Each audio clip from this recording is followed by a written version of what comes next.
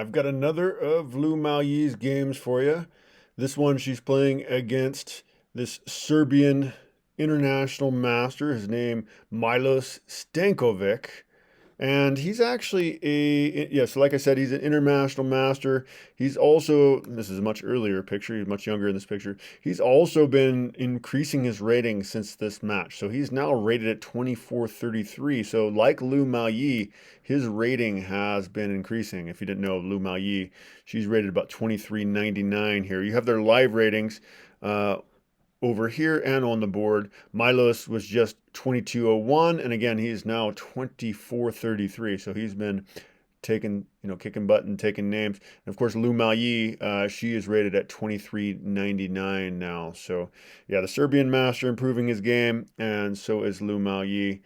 Lu Maoyi, if you don't know, she's comes from three generations of chess awesomeness. Her grandfather on her mother's side was the champion of Beijing, and her mother is a woman grandmaster rated at over 2300 as well. So anyway, let's go ahead and get into the game. Stankovic begins with pawn to d4, so the queen's pawn opening. We have pawn to d5, and now Lu Maoyi plays a really obscure line. She's playing the Levinsky attack. Seems like a weird move to me. That's one I would never play. Nothing I've ever seen before. We have pawn to h6, which is probably what I would play in this situation. Just kick the bishop, and now we have bishop back to h4 by Lu Maoyi, or by White. Oh, so it was actually it was actually White that's playing. So Milos played this strange variation. Lu Maoyi kicks the bishop back, and now White moves the bishop back to h4. We have pawn to c6 by Lu Maoyi, and this is a book move, so evidently Lu Maoyi does know this line. That's not a move that I would normally play unless you happen to know that's a strong move in the position. Now we have pawn to c3 by White. Normally I try to avoid this sort of thing with my pawns because this is usually the best square you can put your knights on. So just seems a bit awkward, but that's fine. Best move in this case for Milos would have been knight to f3, but let's go ahead and continue. We have queen to b6 by Lu Maoyi, and now we have queen to b3 by the Serbian master. We now have knight to d7 by Lu Maoyi. Yeah, the engine's saying it's better probably just to go ahead and get your bishop out first, but she's probably going to reposition that knight pretty quickly. We now have knight to d2 by Stankovic, and at this point now, it's a completely new variation. So this has never been played in recorded play. Perhaps you've played it at home with your friends and family, but there's no recorded games in the database that ever have been in this position with a knight on d2. There were two other games, one with the knight going to f3, which Black actually won that one, and there was another game with bishop to g3, which White actually won that one. But again, as of move 6, we have a brand new game. We now have pawn to e5, strongest move in the position by Lu Maoyi, and now we have pawn to e3 by White, and this is definitely a good way to go, although it would have been slightly better probably just to go ahead and capture. We'll go ahead and continue. Knight to e7 by Lu Maoyi, and now we do see that bishop coming to g3 by White, and now knight to g6 by Lu Maoyi, and now we have a queen trade by Milos. Milos goes ahead and plays queen, captures on b6, and of course, well, I guess you could capture with a knight, but we have pawn captures on d6, and this is the best way to play for Black. We now have pawn captures on e5 by Milos, and we have knight captures on e5 by Lu Maoyi. Now knight to f3, we have knight g to f3 by White. And now Lu Maoyi goes ahead and captures on f3 with the knight, and now we have knight captures on f3 by White. And now we have pawn to b5 by Lu Maoyi. Bishop now to d3, best move in the position for White. And now Lu Maoyi advances her pawn to b4, trying to disrupt that pawn structure. Definitely a solid move in the position. and Milos goes ahead and just moves his c-pawn to c4, which was a solid move. Miaoyi captures, which is the best move she can play here. And of course, we have bishop captures, the best move that white can play. So bishop captures on c4. We now have bishop to e7 by Miaoyi, best move she can play, preparing to castle. And now we have castles to the queen side by white. And this is a mistake. It would have been better to castle to the king side, which should be obvious to anybody that knows chess. Obviously, he has some sort of plans for this strange way of playing. Let's see what happens on the board. We now have rook to a5 by Miaoyi. Actually, the engine recommending that she should have gone ahead and attacked the bishop first. This would have been slightly better, but let's continue. We now have bishop back to b3 by white, and now pawn to c5 by Miaoyi.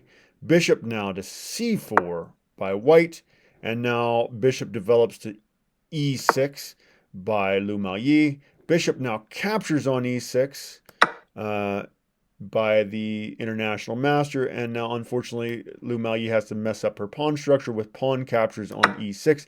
That's the best move in the position. I just say it's unfortunate because that pawn is going to be very lonely for as long as it may survive on the board. It's just, yeah, it's an isolated pawn. We now have king to b1, the best move in the position for the international master. And now Miaoyi castles to the king side here. Best move she could play in the position.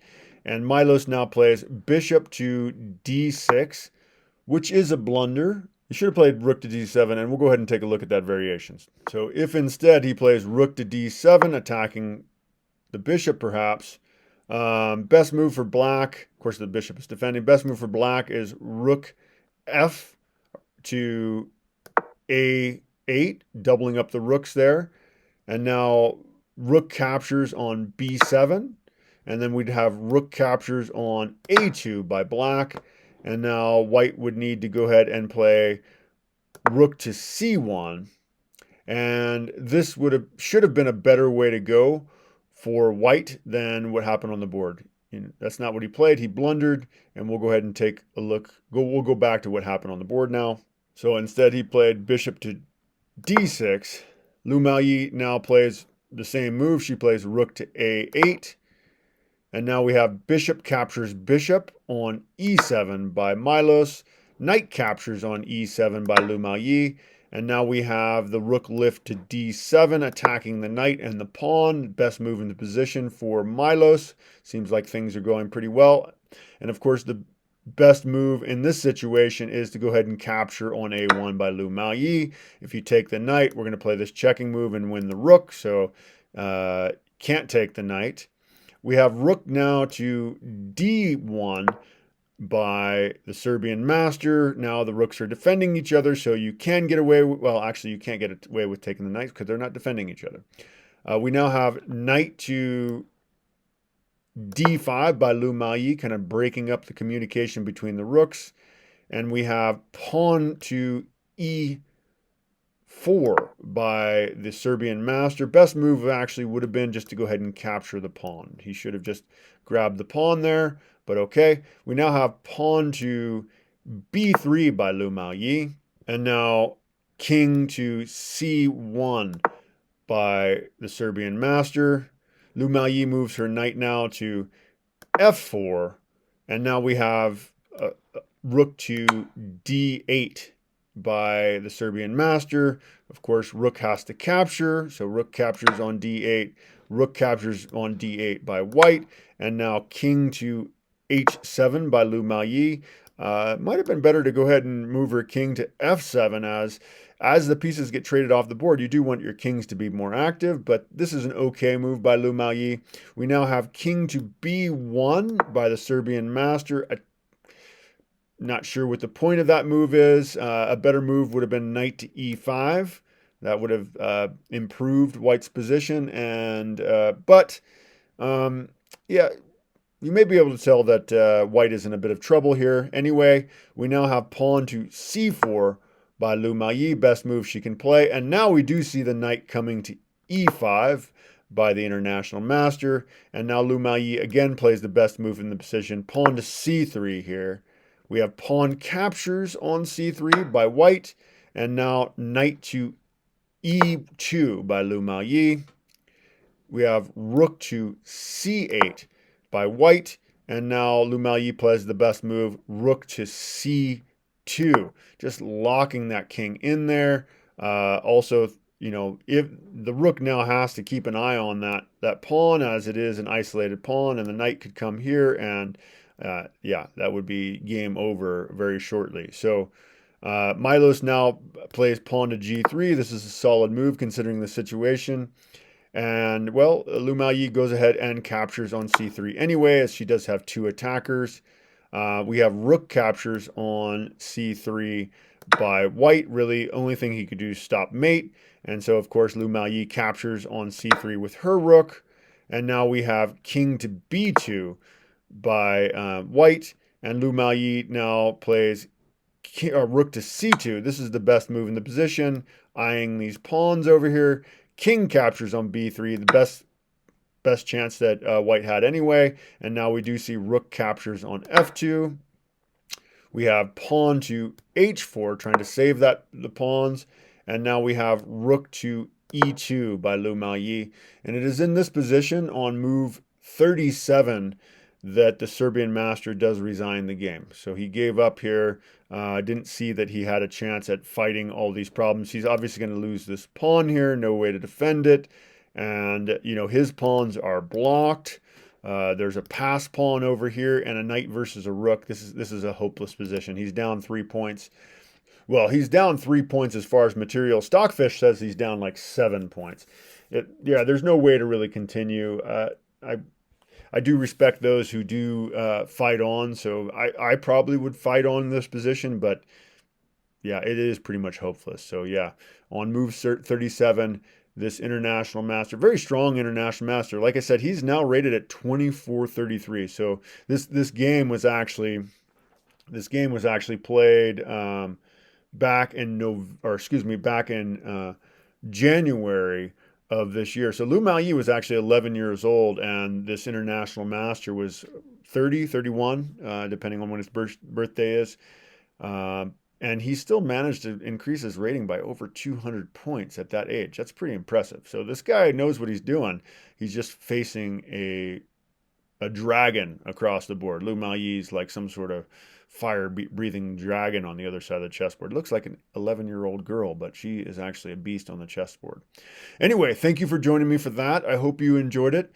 Please like and subscribe, as I will be posting game reviews every day.